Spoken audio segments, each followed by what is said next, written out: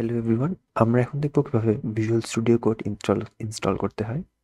So first of all আমরা গুগলে VS Code লিখে সার্চ দেব। দেন রেজাল্টসে আমাদের ডাউনলোড একটা লিঙ্ক আসবে, আমরা ডাউনলোডে ক্লিক করব।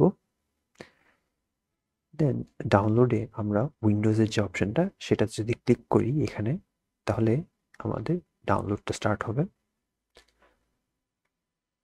আমার অলরেডি ডাউনলোড করা আছে, তাই আমি ডাউনলোডটা ক্যান্সেল করে দিলাম। দেন আমরা এখান থেকে ভিজুয়াল স্টুডিও কোড ইউজার সেটআপে ক্লিক করলাম।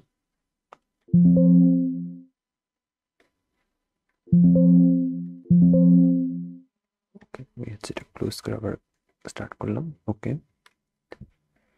অ্যাকসেপ্ট দিয়ে আমরা নেক্সটে দিলাম। ক্রিয়েট ডেস্কটপ আইকন সেটাও চেক করে দিলাম। অফকোর্স অ্যাড টু প্যাথ অপশনটা আমরা চেক করে রাখলাম। নেক্সট আমরা ইনস্টল দিব। সো আমাদের ভিজুয়াল স্টুডিও কোড ইনস্টল হবে।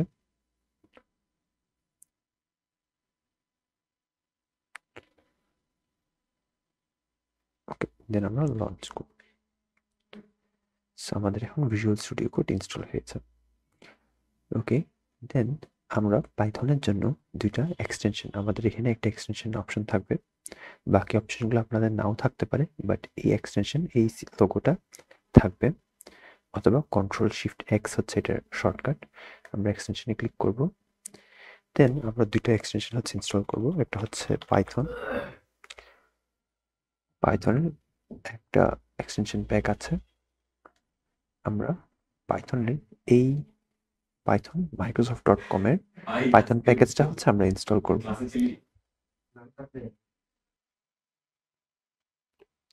ওকে, সো আমরা পাইথনের এই এক্সটেনশনটা ইনস্টল করে নিব।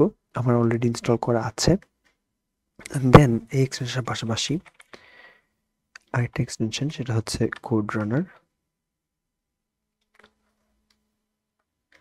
কোড রানার জুনহান। এই এক্সটেনশনটা আমরা ইনস্টল করে নেব। এখানে একটা ইনস্টল বাটন থাকবে, সেটাতে ক্লিক করলে ইনস্টল হয়ে যাবে। এই দুটো এক্সটেনশন ইনস্টল হওয়ার পর আমরা এই এক্সপ্লোরার Ctrl+Shift+E-তে আসবো। দেন আমরা একটা ফোল্ডার ওপেন করব। সো লেটস সে আমরা একটা ফোল্ডার ওপেন করলাম, একটা নতুন ফোল্ডার পাইথনের জন্য। আমরা সেটা সিলেক্ট করলাম। ওকে, সো আমরা ট্রাস্ট করলাম। দেন আমরা নতুন একটা ফাইল ক্রিয়েট করার জন্য এখানে পাইথনের পাশেই আমাদের একটা নতুন নিউ ফাইলের একটা অপশন থাকবে, সেটাতে আমরা ক্লিক করলাম। সো লেটস আমরা একটা নাম দিলাম main.py। সো পাইথনের সবগুলা ফাইলের শেষেই .py আমাদেরকে অ্যাড করতে হবে। সো আমরা অ্যাড করার পর আমরা চাইলে এখানেই আমরা প্রোগ্রামটা টাইপ করতে পারবো। সো এই প্রোগ্রামটা রান করার জন্য আমাদের আইদার এখানে প্লে বাটন যেটা আছে সেটা দিলে হবে। আমরা যখন এখানে প্লে বাটনটা দিব, তাহলে আমাদের প্রোগ্রামটা রান হবে। হ্যালো, আমাদের নিচে একটা আউটপুট আসতেছে হ্যালো। অ্যান্ড আমরা অলওয়েজ কিন্তু রান কোড এই অপশনটাই ক্লিক করতেছি। একবার রান কোড ক্লিক করলে আমরা এই বাটনটা ক্লিক করলে, অথবা Ctrl+Alt+N এই শর্টকাটটা ইউজ করলে এই প্রোগ্রামটা রান হবে। সো রান করার আরেকটা উপায় হতে পারে, আমরা যদি এক্সটেনশন ছাড়া রান করতে চাই, সেটা আমরা টার্মিনাল থেকে নিউ টার্মিনাল এটা ক্লিক করব। তাহলে আমাদের এখানে একটা নতুন টার্মিনাল আসবে। আপনাদের হয়তো এমন নাও আসতে পারে, এরকম কালার নাও আসতে পারে, ডিফারেন্ট কালার আসতে পারে, বাট আমরা যেটা করব, পাইথন দিয়ে আমরা যে ফাইলটার নাম ক্রিয়েট করছি, আমার এখানে ফাইলের নাম main.py, আমরা সেটা টাইপ করব main.py।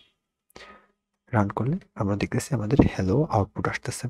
সো আমাদের ফাইলের নাম যদি অন্য কিছু হইতো, লেটস সে test.py, আমি আরেকটা ফাইল ক্রিয়েট করলাম পাশাপাশি, এখানে এই বাটনটা ক্লিক করে test.py আমরা প্রিন্ট হ্যালো ওয়ার্ল্ড দিলাম। দেন আমরা আমরা যদি এখন এই test.py রান করতে চাই, পাইথন test.py সেটা এন্টার দিব, তাহলে আমাদের হ্যালো ওয়ার্ল্ডটা প্রিন্ট হচ্ছে। VS Code ছাড়াও পাইথনের আরেকটা অপশন আইডিয়ালিটা অন করা। এই আইডিয়ালিতে আমরা পাইথনের একটা শেল পাই। এই শেলটাকে একটা ক্যালকুলেটরের মতো ইউজ করা যায়।